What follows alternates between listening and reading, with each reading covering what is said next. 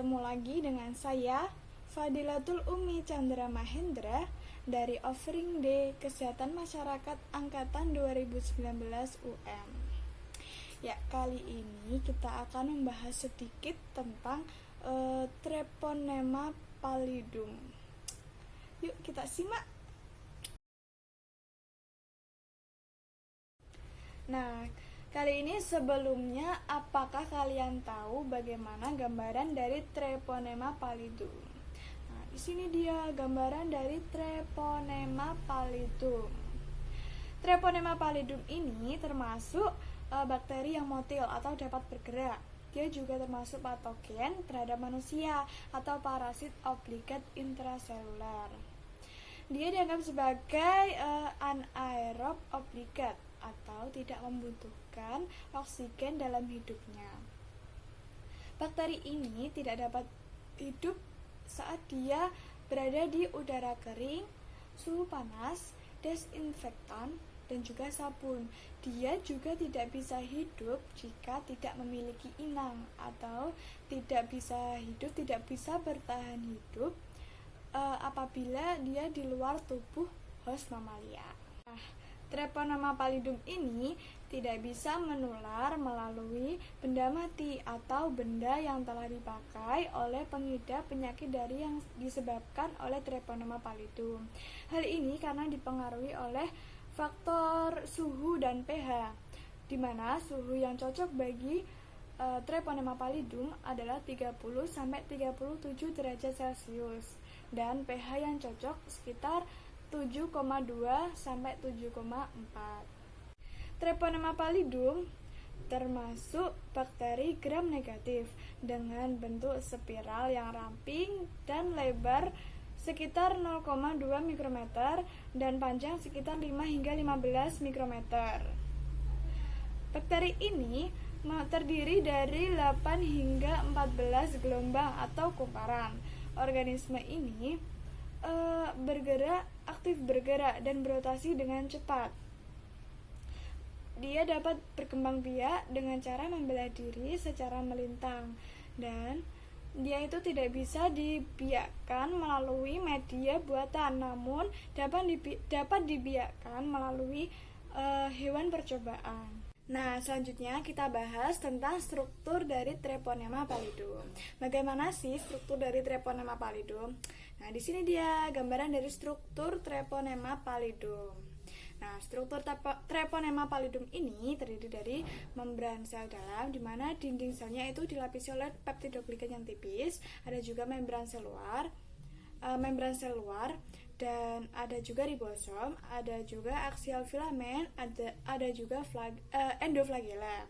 Nah, endoflagella ini akan memberikan gerakan tersendiri untuk Treponema pallidum. Gerakan ini seperti gerak rotasi dan gerak maju mundur. Nah, selanjutnya penyakit yang disebabkan oleh bakteri Treponema pallidum, yaitu salah satunya penyakit sifilis. Nah, ini dia gambaran dari penyakit sifilis. Ya, penyakit ini merupakan penyakit infeksi menular, di mana penularan utamanya itu melalui kontak seksual. Infeksi ini juga dapat ditularkan dari ibu ke janin saat kehamilan dan saat kelahiran. Nah, gejala dari sifilis ini berdasarkan tahapannya itu dibagi menjadi 4. Yang pertama itu tahapan primer, di mana luka ini tidak menimbulkan rasa sakit, namun akan muncul di tempat di mana bakteri ini masuk ke dalam tubuh. Hal ini biasanya terjadi selama 3 minggu. Kemudian tahap yang kedua yaitu tahapan sekunder. Pada tahapan ini ditandai dengan ruam yang muncul sekitar 2 hingga 12 minggu.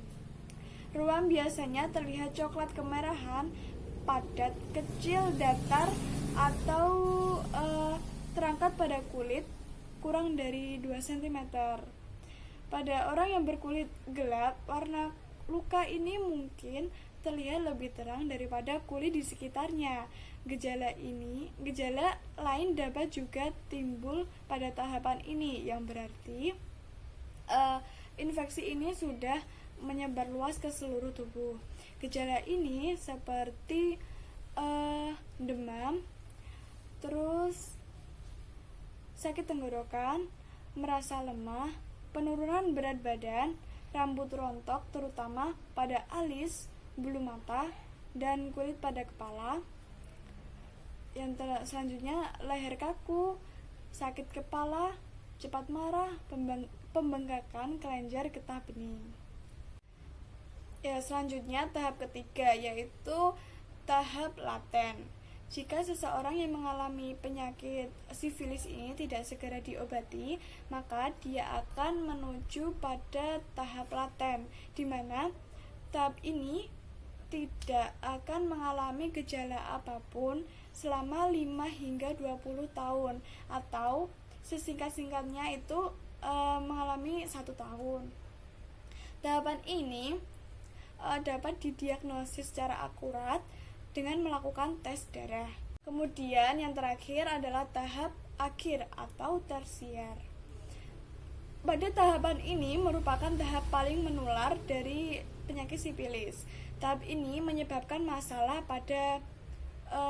serius pada pembuluh darah dan jantung, kemudian gangguan mental, kebutaan, masalah sistem saraf, dan bahkan dapat menyebabkan kematian. Tahapan ini tergantung kepada komplikasi yang berkembang, di mana komplikasi ini meliputi yang pertama gumata, yaitu luka besar di dalam tubuh atau pada kulit.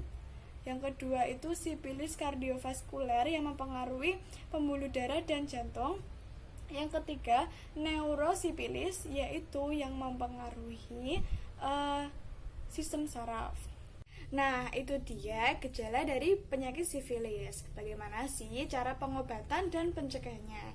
Pengobatannya itu dapat dilakukan pada tahap primer dan sekunder, itu dapat diberikan antibiotik dengan melalui suntikan selama 14 hari. Nah, kalau pada tahap akhir atau tersier dan ibu hamil yang mengalami penyakit sifilis itu dapat diberikan juga antibiotik, tapi melalui infus yang pastinya selama lebih dari tahap primer dan sekunder. Nah, untuk selanjutnya itu harus dilakukan tes darah untuk memastikan bahwa penyakit sifilis ini sudah tidak menjangkit orang tersebut. Selanjutnya, bagaimana sih pencegahan dari penyakit sifilis? Pencegahan dari penyakit sifilis ini dapat dilakukan dengan menghindari alkohol dan obat-obat terlarang. Yang kedua, harus memiliki satu pasangan tetap untuk melakukan hubungan seksual. Yang ketiga, berhenti melakukan kontak seksual dalam jangka waktu yang lama.